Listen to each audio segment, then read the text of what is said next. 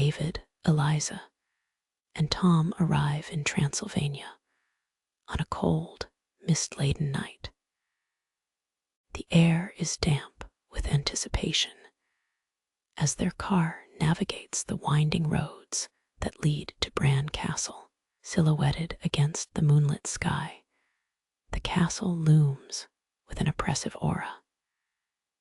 They each feel a deep sense of foreboding, a silent acknowledgement of the stories associated with the place.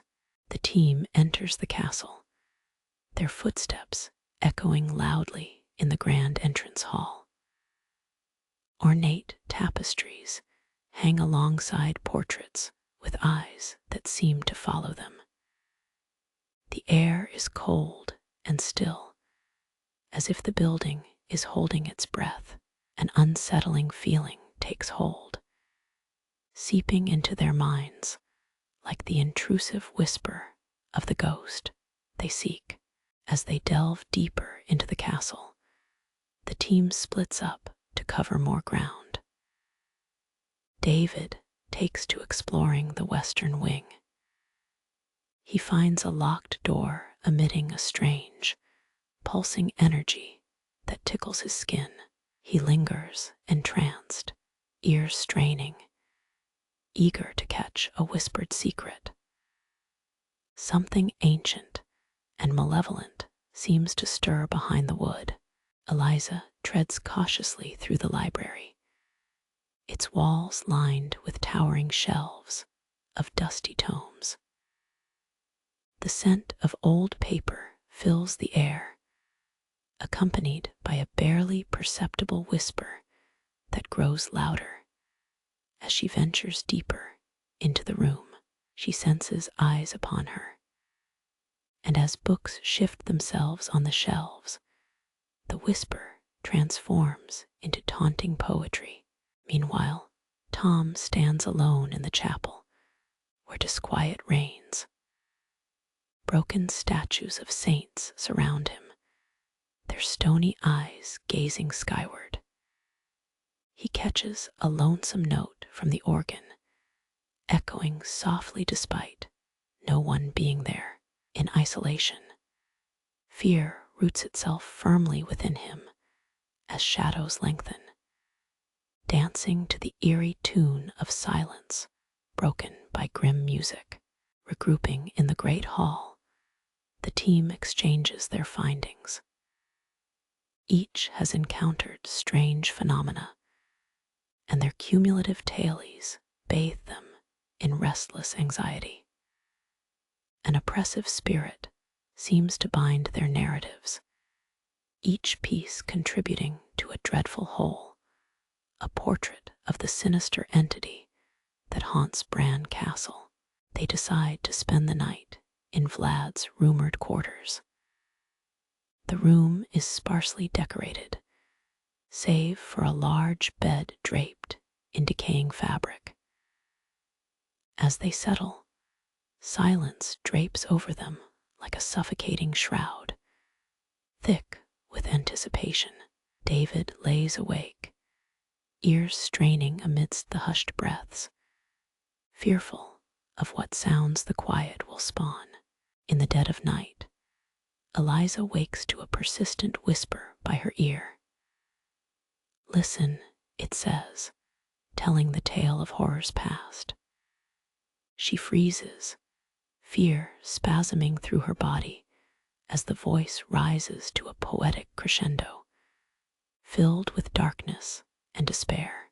As it fades, she's left with a sense it demands something, an acknowledgement or appeasement.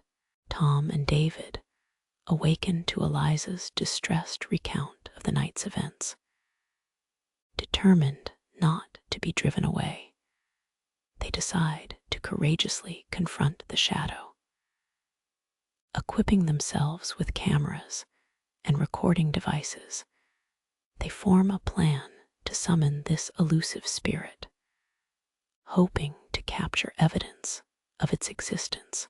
Back in the western wing, they confront the locked door. Eliza reads aloud an ancient poem she discovered in the library, believing it holds the key.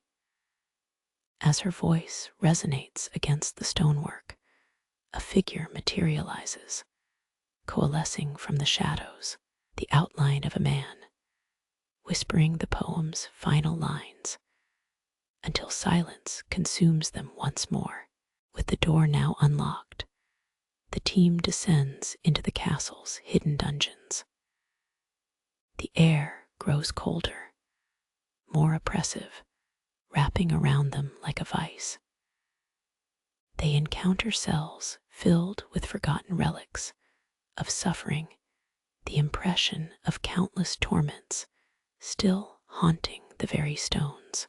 In the depths of the dungeon, they face the shadowy figure. It hovers just out of reach, murmuring intently.